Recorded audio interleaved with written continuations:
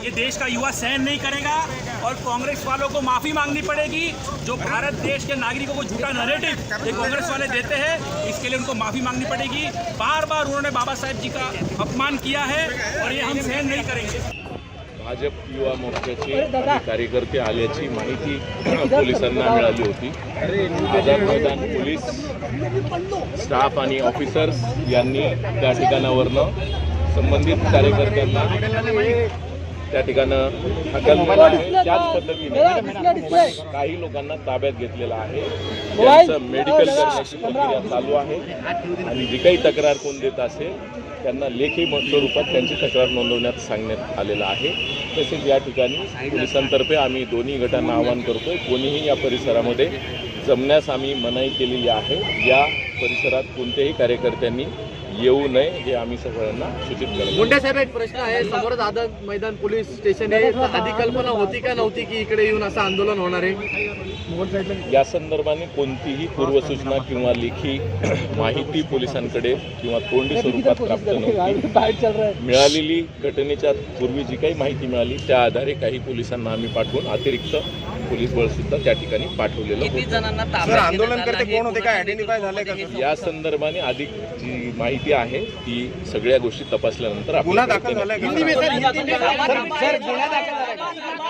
गुन्हा दाखल झालाय का ते देखील सांगा सर। गुन्हा दाखल झालाय की नाही ते देखील सांगा आणि कुठला कलम अंतर्गत? कांग्रेस का राजीव गांधी भवन जो कार्यालय है मुंबई स्थित CST के बाजू में, वहाँ पे बीजेपी युवा मोर्चा के कुछ कार्यकर्ते वहाँ पे आए थे।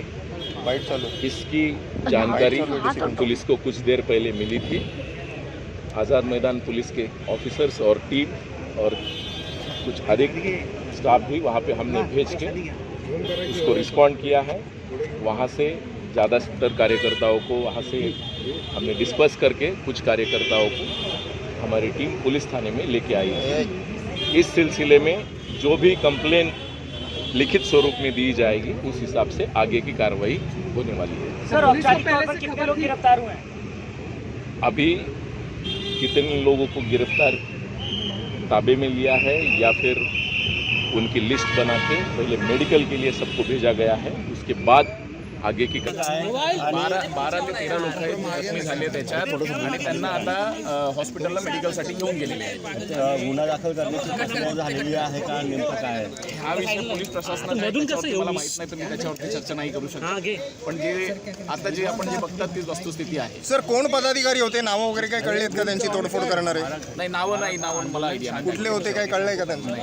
आम्ही एक शांतप्रिय आंदोलन करत होतो ज्याला त्यांनी काँग्रेसवाल्यांनी चुकीच्या दिशेमध्ये घेऊन गेले। सर, काय नेमकं कारण होतं आंदोलनाचं, तुम्ही जे म्हणालात?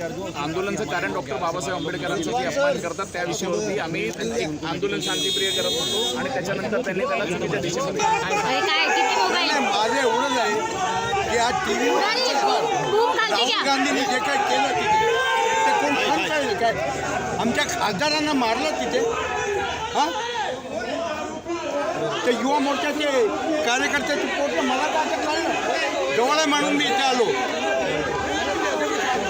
आणि म्हणून ही गुंडागर्दी आंबेडकरांसाठी आम्ही काय नाही केलं। आंबेडकरांचे खरं जर समता मंत्र घेऊन चालू असेल तर ते भारतीय जनता पार्टी चाललेली आहे आणि स्टेटमेंटला परास्त करून वेगळं करायचं। अगर आप ये वीडियो YouTube पर देख रहे हैं तो हमारे चैनल को सब्सक्राइब कर बेल आइकन दबाएं और Facebook पर देख रहे हैं तो हमारे पेज को लाइक करें।